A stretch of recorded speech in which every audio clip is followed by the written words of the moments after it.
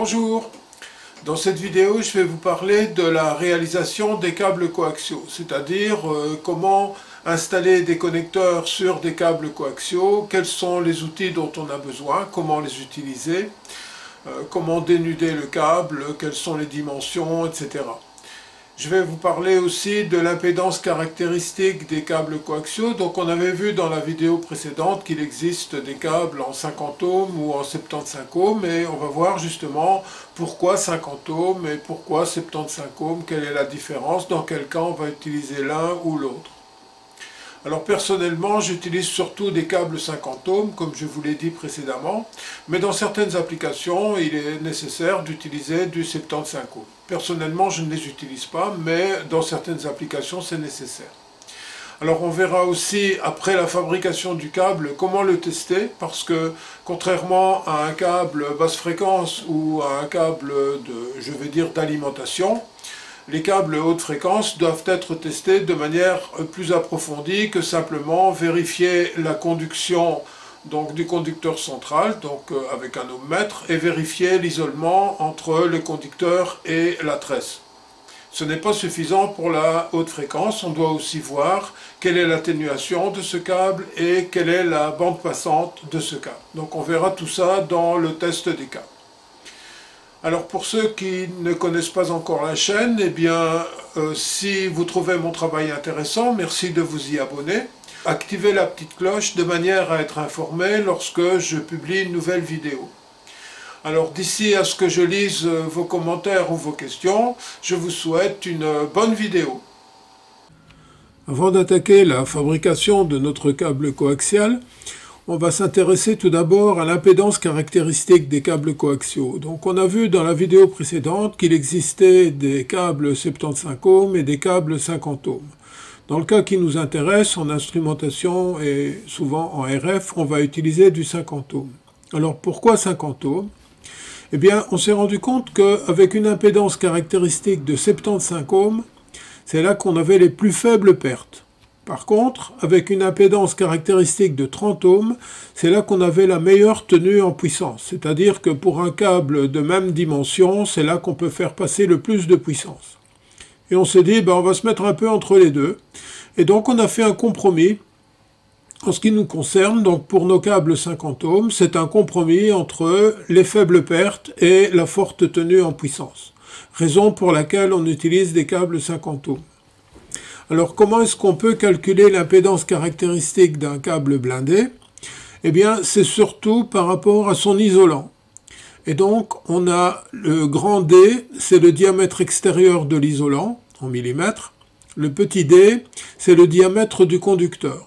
On va jouer sur ces deux paramètres-là, avec une formule qui dit que Z0, c'est-à-dire l'impédance caractéristique qui s'exprime en ohms, est égale à 138 multiplié par le log de le grand diamètre, donc le diamètre extérieur de l'isolant, sur le petit diamètre, c'est le diamètre du conducteur. Et le tout divisé par la racine carrée de epsilon r. Alors epsilon r, c'est ce qu'on appelle la perméabilité relative du matériau. Et ça, c'est propre à la fabrication de cette matière plastique qui va servir d'isolant.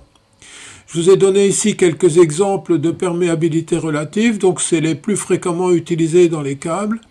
Je vous donne le vide pour info, c'est 1, l'air sec c'est 1,06. Alors il existe des câbles dont l'isolant c'est de l'air sec. Vous avez une espèce d'hélice qui maintient le conducteur central à équidistance du tuyau externe. Et c'est vraiment de l'air qui va servir d'isolant.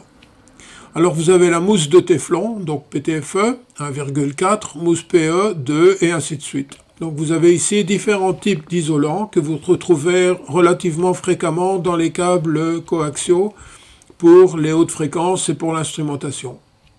Alors je vous ai mis aussi une comparaison entre les connecteurs 50 ohms et 75 ohms en ce qui concerne les connecteurs BNC et les connecteurs N.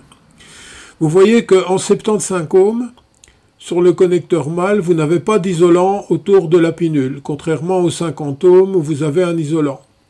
Et vous avez la même chose dans le connecteur femelle, il n'y a pas d'isolant autour de la pinule femelle alors que vous l'avez sur le 50 ohms.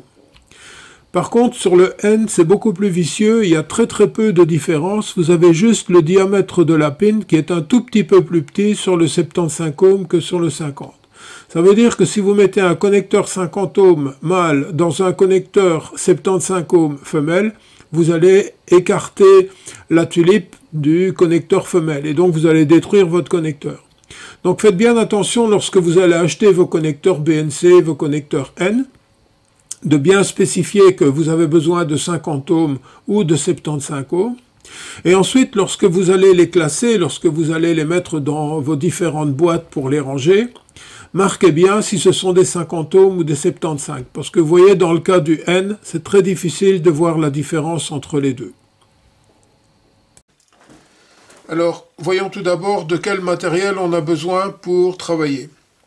Ici, je vais sertir un câble RG58 sur deux connecteurs N. Je vais faire un petit câble pour la calibration de mon spectrum. Alors pour ça, j'ai besoin de deux connecteurs N prévus pour le RG58 ou RG142, donc le double blindé. J'ai besoin d'une pince coupante, une pince à sertir et un outil à dénuder. Alors, l'outil à dénuder, j'attire votre attention sur le fait qu'il y en a avec 3 lames et il y en a avec 2 lames. J'utilise l'outil à 3 lames. Vous aurez dans la description de la vidéo des liens qui pointent vers tous ces outillages, donc la pince à sertir, la pince coupante et le dénudeur. Alors à propos du dénudeur, j'ai réglé mon appareil pour les câbles RG58 et RG142, donc double blindé. J'utilise le même dénudeur pour les deux types de câbles. Lorsque j'ai bien réglé les lames correctement, les 3 lames, je mets une petite goutte de Loctite 243 de manière à ce que les vis ne bougent plus dans le futur. Alors voilà la pince à sertir que je vais utiliser pour le RG58 et aussi pour le RG142. Donc comme ils ont les mêmes dimensions mécaniques, on peut utiliser la même pince pour les deux câbles. Alors sur cette pince, il doit y avoir un sertissage à 0,213 pour le petit tube qui va serrer le blindage et à 0,068, donc ce sont des mesures en pouces, qui va sertir la pinule. Alors certaines personnes préfèrent souder la pinule, c'est très bien, mais dans ce cas, faites attention qu'il n'y ait pas d'aspérité et de soudure à l'extérieur de la pinule, de manière à ne pas détériorer l'isolant interne du connecteur. D'autre part, pour sertir le RG316, donc le câble blindé tout fin, j'utilise une autre pince avec d'une part un sertissage à 0,128 pouces pour le tube qui va sertir le blindage et un sertissage à 0,042 pour la pinule. Là aussi, même remarque pour la soudure, donc il ne peut pas y avoir d'aspérité de soudure à l'extérieur de la pinule pour ne pas détériorer l'isolant interne du connecteur. Au niveau du dénudeur, voici l'appareil que j'utilise, tant pour le RG58 que pour le RG142. Donc je vous ai dit, j'ai réglé la profondeur des lames avec les 3 vis qui sont en dessous, de manière à ce que ça corresponde bien à mon câble RG58 et RG142. Et ensuite, j'ai mis une petite goutte de Loctite pour que les vis ne se dérèglent pas dans le temps. Au niveau des dimensions de dénudage, après dénudage, vous devez avoir 8 mm de blindage, 4 mm d'isolant et 3 ou 4 mm de conducteur central. En ce qui concerne le dénudage du RG316, donc si vous décidez de monter des câbles sur du RG316, moi j'utilise cet appareil. Alors il a la particularité d'être un peu polyvalent, c'est-à-dire que il peut accepter différents diamètres de câbles.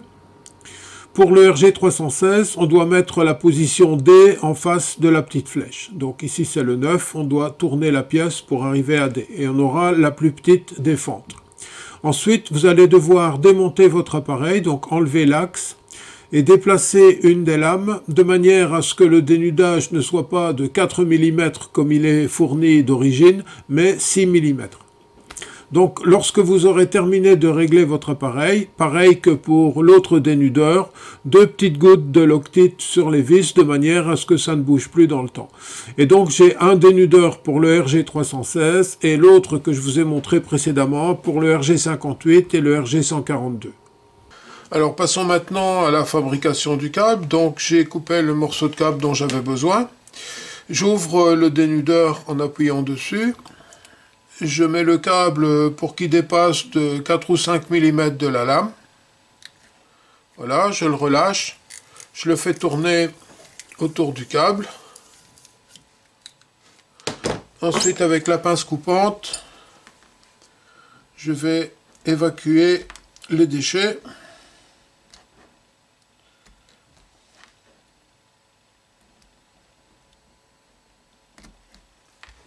Voilà. Alors j'ai maintenant un câble qui est dénudé donc sur les différentes longueurs que je vous ai montrées précédemment. J'enlève le bout d'isolant. Et ce que je vais faire aussi, c'est recouper un peu le conducteur central pour qu'il y ait à peu près entre 3 et 4 mm. Voilà. Je le torsade. J'installe la petite pin pour voir si c'est la bonne longueur et je n'aurai plus qu'à la sertir. Mais avant de sertir la pin, ce que je vais faire, je vais légèrement écarter le blindage comme ceci, de manière à pouvoir y introduire le connecteur. Voilà. Et il me restera maintenant à sertir la pinule et à sertir le petit tube. Alors, on va d'abord sertir la pinule. Pour ça, je vous ai dit, j'utilise le 0,068 de ma pince. J'installe la pinule dans la pince. Voilà.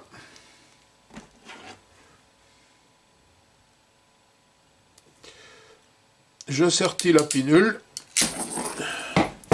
Voilà, et vous avez un sertissage correct. Maintenant, je vais introduire le petit tube sur le câble.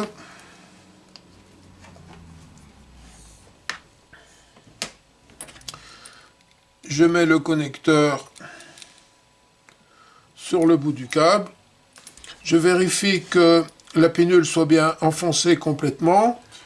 Je pousse le petit tube là-dessus. Et il me reste maintenant, avec le calibre 0,213, à sertir ce petit tube.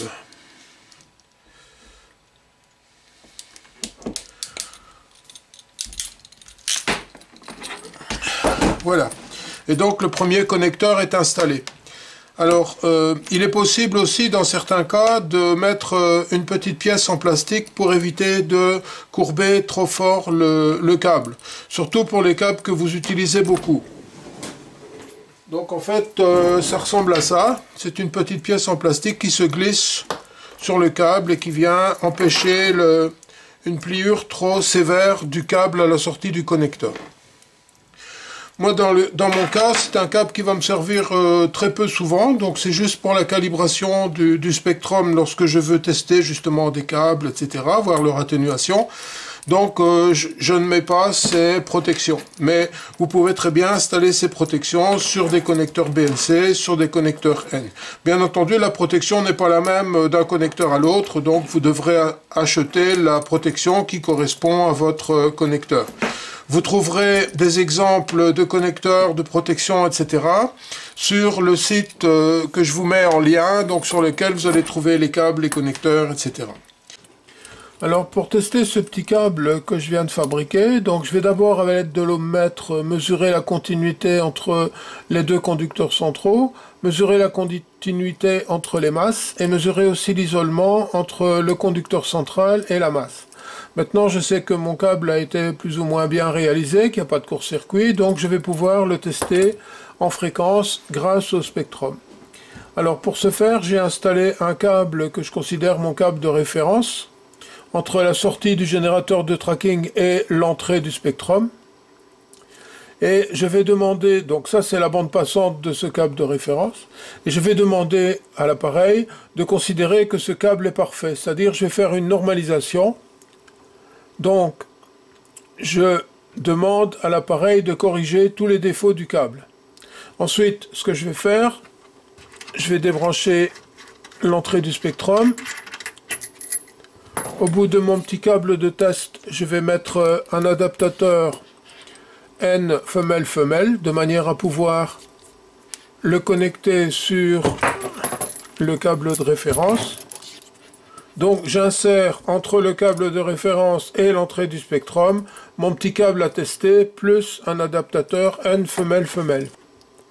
Voilà, et ça je peux dire que en réalité c'est la bande passante de mon câble plus l'adaptateur. Alors on verra que l'adaptateur n'est pas complètement transparent, donc on verra par la suite que des adaptateurs, en fonction de leur qualité, ils peuvent induire aussi des déformations dans le signal.